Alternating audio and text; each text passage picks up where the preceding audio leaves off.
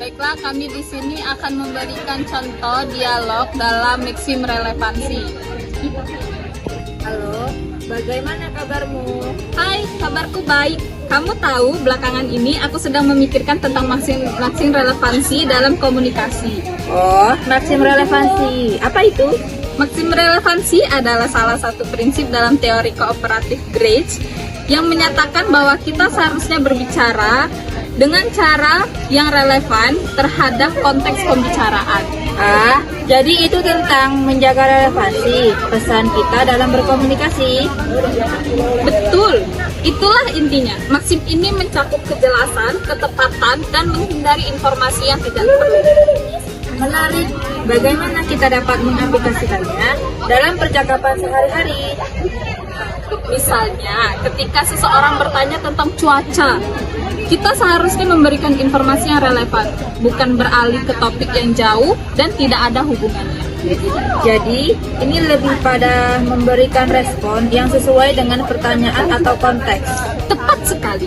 Itu menciptakan komunikasi yang lebih efektif dan memudahkan pemahaman seseorang.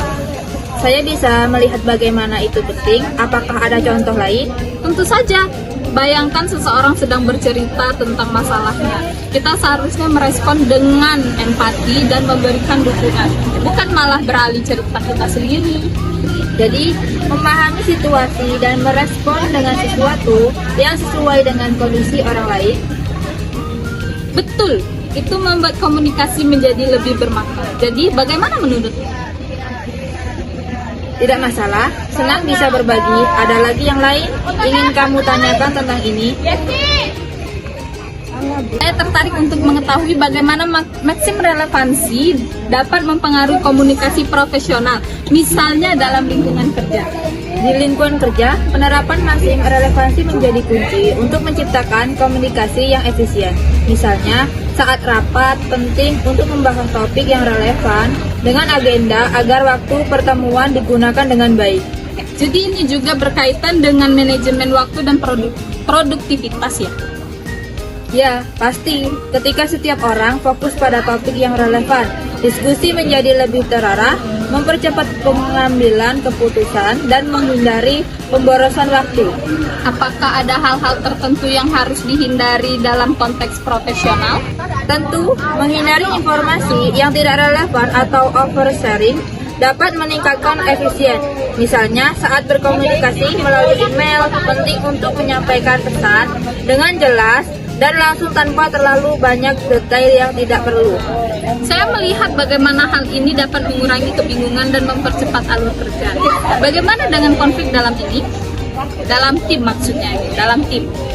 Maksim relevansi juga dapat membantu dalam menangani konflik dengan memastikan bahwa komunikasi berfokus pada inti permasalahan dan solusinya. Kita dapat menghindari pertentangan yang tidak perlu.